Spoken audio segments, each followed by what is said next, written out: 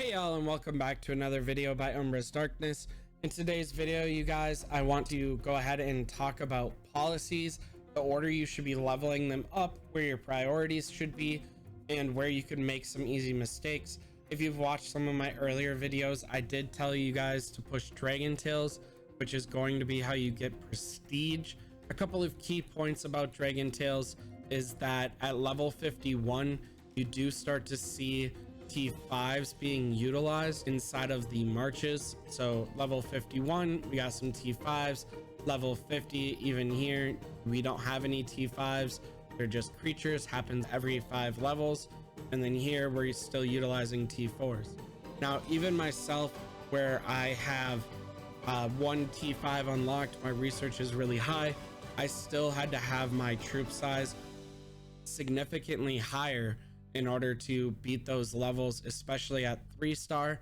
It is very important you guys just push it 1 star, as you can see, 1 star as you go, just to get the bonuses of unlocking it, to ensure you're getting enough prestige to push your policies, and you're utilizing that quick loot towards the end of the day to get maximum amount of prestige every day, so that way your policies can go as fast as possible.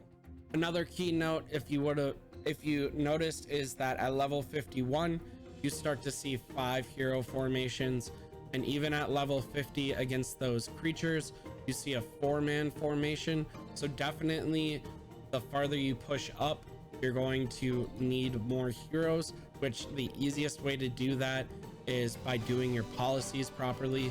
And even if your heroes are a little bit lower level, like even level 20 where they can only carry a deputy, their troops are going to be able to go so much farther.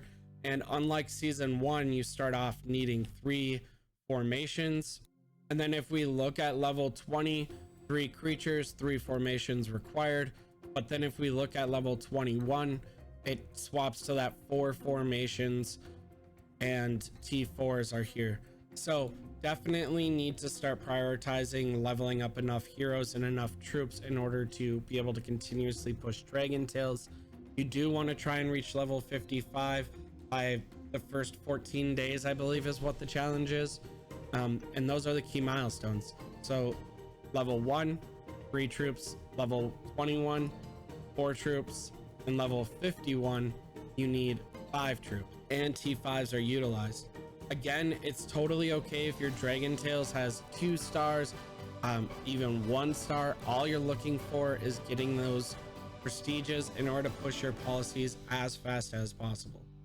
Now, when you get into the policy board, starting over again can be a little bit intimidating, but as I hinted at inside of Dragon Tails, the number one thing you can look at is the military expansion. There are 3 different military expansions: military expansion, military expansion 2, and military expansion 3. You should be working on the minimum requirements to push these, at least military expansion and then military expansion 2 to maximum. And then military expansion 3, you want to level up so that way you have enough troops to fill the march, or just higher than what your maximum number of troops will fill that march. And then you can start working on different things.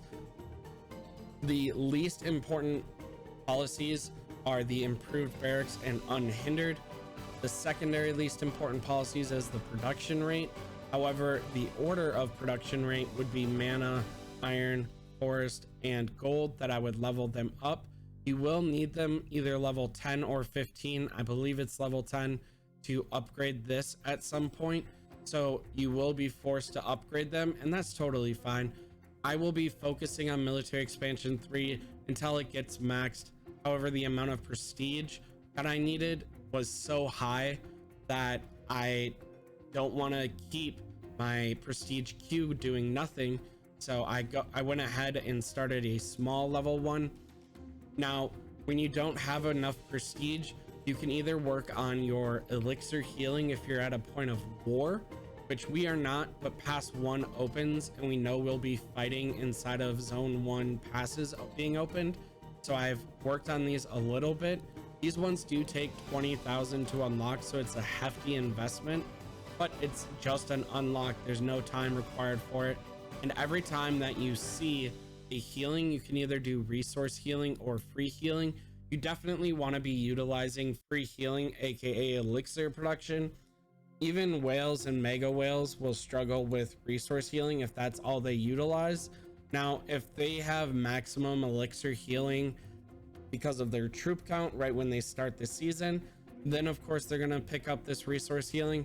But if that's not the case, you want to be picking up the elixir healing and elixir production rate to make sure that you can heal your troops as free as possible, because you want to be able to use your resources to train more troops. Training troops way more optimal than healing troops with resources. Now, after you have your military expansions maxed or as high as you can go for the amount of prestige that you have, your next concern should be war studies. So here you can see I have war studies, and if I look at this, it's 6.1k prestige for a 0.5% increase. I did need to level these up to level 5 to keep going on military expansion 2, but if I look at war studies, my 0.5% increase is only 3k, so I'm definitely going to be leveling that up first.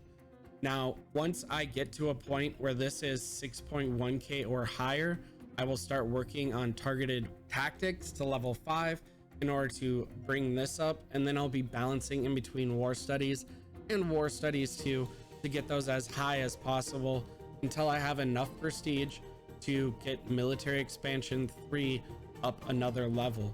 So these will be like my end of day leveling items, and then my military expansion 3 will be after I wake up in the morning or after I do those fast rewards at the beginning of the day or end of the day, which is when you should be utilizing them. Now, artifact expertise will be the next thing I focus on after war studies. The reason that I want to do this is I want my arcane dust to go farther so I can have multiple artifacts for my 5 marches up to those key points.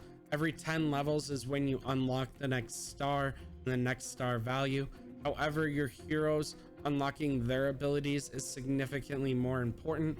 An artifact still does its ability at level 1, but you get a little bit more stats, whereas a hero up to level 30 doesn't utilize it all. And even at level 40, you have awakened, you have the 5th star that they've added, and at level 50 you have the 6th star that they've added.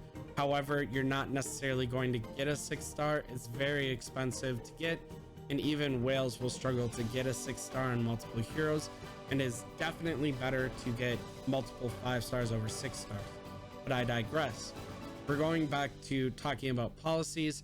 After my war studies and artifact expertises are maxed and I'm still waiting on military expansions, I'll start working on getting these to level 10. However, so that way I don't have to stop on my military expansion. However, I will also start working on my overall gathering speed. Now, as someone that doesn't gather as much, I don't care about these policies nearly as much as I do other things. If you gather a bunch, maybe they mean a little bit to you, but they shouldn't mean more than war studies or artifact expertise.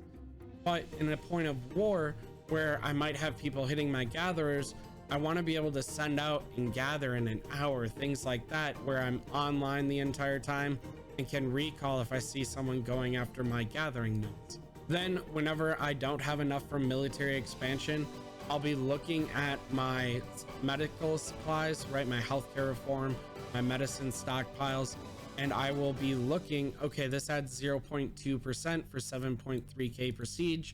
This adds 0.2% for 4k prestige. Okay, I'm going to enact this policy first so I can get the same benefit for a cheaper prestige requirement. Same with medicine stockpile.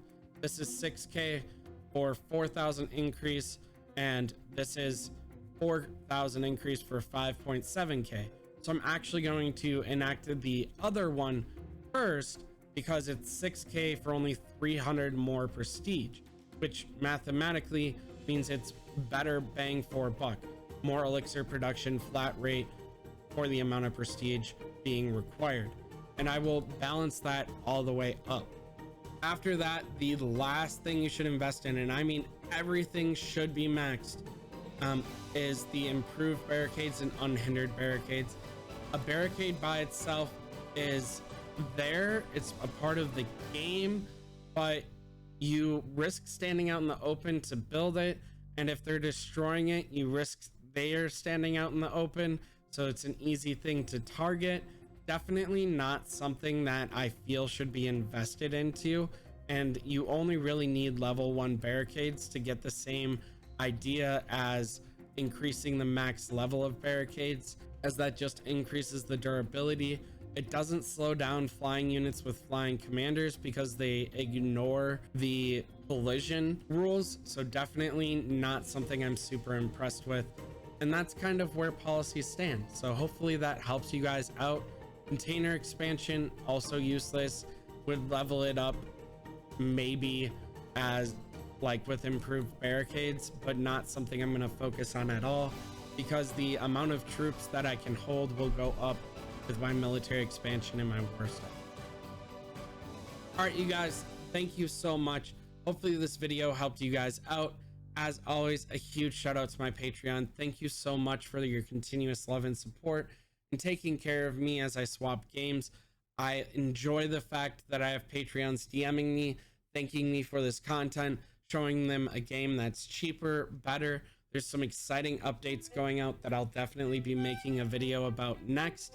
I am so excited for where this game is going and how this game is developing. I really do trust the developers of Lilith and Farlight Games. I've been playing another one of their games, AFK Arena, for so long.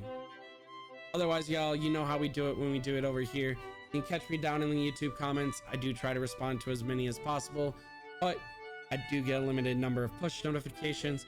You can find me on Discord. I am the #1 talker inside of my Discord. For worst case scenario, you can catch me on K102. Until next time, y'all, stay humble, stay happy, stay hungry. Bye, y'all.